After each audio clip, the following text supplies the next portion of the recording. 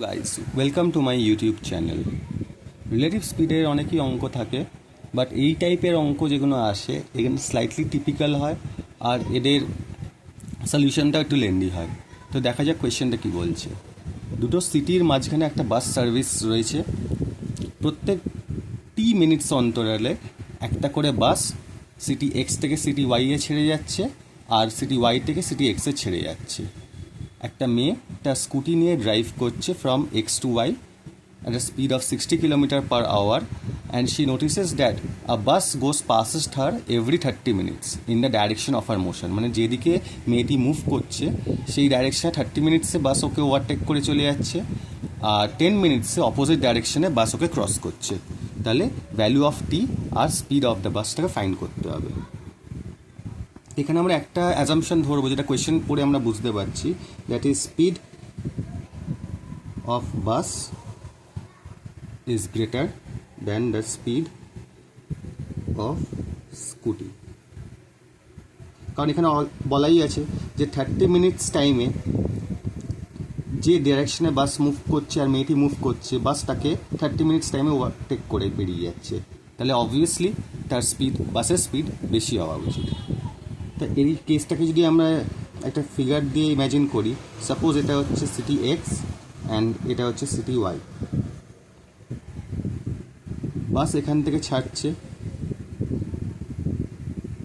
Equal ডিস্টেন্সে বাস থাকবে। এরা move করছে এক্স টু ওয়াই,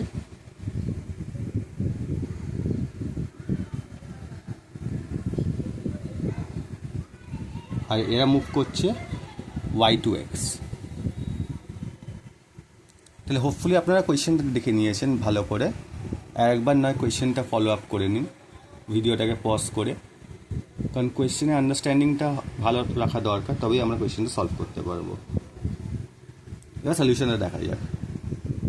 তাহলে একটা বাস যখন এক্স থেকে ওয়াইতে যাচ্ছে, তাই প্রত্যেক টাইম ইন্টারভেল টিতে তাই ডিস্টেন্সটা সেম থাকছে, যেটাকে আমরা ডি ধরছি। লাইকওয়াইজ যখন সে ওয়াই থেকে এক্সের ডাইরেকশনে বাসটা যাচ্ছে, তখনও প্রত্যেক টি টাইম ইন্টারভেলে তার ডিস্টেন্সটা সেম থাকছে। তাহলে এখান থেকে আমরা ডি এর ভ্যালুটা বের করতে পারি, that is equals to V into T by 60।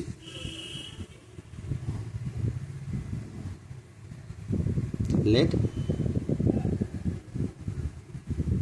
the speed of every v, বাসের স্পিড যদি ভি হয়ে থাকে তাহলে ডি এর ভ্যালুটা হচ্ছে ভিটি বাই 60। 60 কেন করা হচ্ছে? কারণ টিটা মিনিটসে আছে, টি ইজ ইন মিনিটস, তো ওটাকে আওয়ার্সে কনভার্ট করতে গেলে 60 দিয়ে ওকে ডিভাইড করে দিতে হচ্ছে। এবার পার্টিকুলারলি এই কেসটা ধরে নিই যে এটা হচ্ছে পয়েন্ট এক্স, এটা হচ্ছে পয়েন্ট ওয়াই। তা এই পয়েন্টে বাসগুলো লিভ করছে, অ্যান্ড লেটস সাপোজ এরকম একটা পয়েন্টে মেয়েটা স্কুটার নিয়ে দাঁড়িয়ে আছে। পয়েন্টটাকে জেড ধরে নিচ্ছি।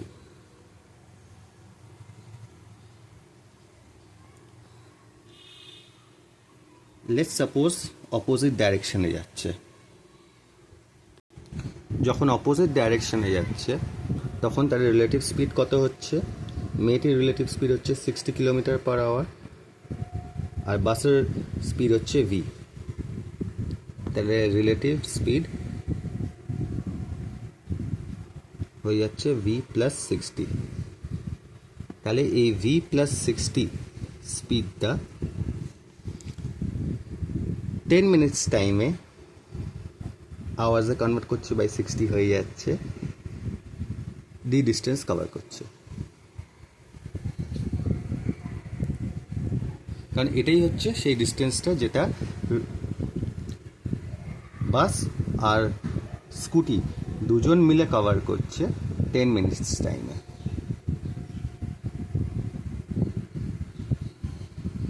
যদি দেখি অপোজিট ডাইরেকশনে যাচ্ছে, সরি যদি মনে করি they are moving in the same direction, which means Z এদিকে যাচ্ছে,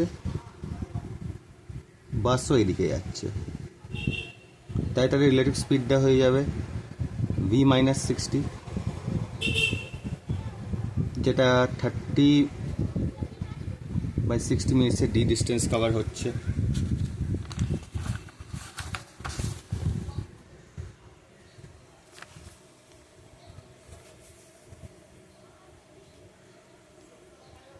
তাহলে v+60 into 10/60 equals to v-60 into 30/60। তাহলে এখানে এসে যাচ্ছে v+60 equals to 3v minus 180।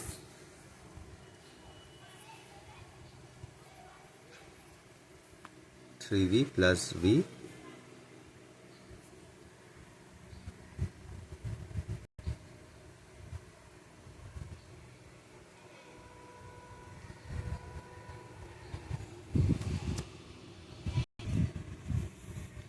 তাহলে এখান থেকে আমরা পেয়ে যাচ্ছি v equals to 240/2, that is 120 kilometre per hour. তো v এর ভ্যালুটা আমরা পেয়ে গেছি, v এর ভ্যালু 120 কিলোমিটার পার আওয়ার পাওয়া গেছে। d equals to vt/60 আমরা প্রথম ইকুয়েশন এটাই ছিল। তাহলে এবার ডি এর জায়গায় আমরা লিখতে পারি যে কোনো একটা ইকুয়েশন ইউজ করে v+60 into 10/60 equals to v into T. তো এটা হয়ে গেল 180 ইন্টু 10 ইকুয়ালস টু ডি এর ভ্যালু হচ্ছে 120,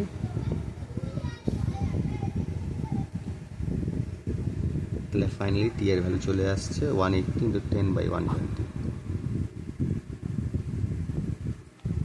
দ্যাট ইজ 15 মিনিটস। তাহলে টি এর ভ্যালু 15 মিনিটস আর স্পিড অফ দ্য বাস হয়ে যাচ্ছে 120 কিলোমিটার পার আওয়ার।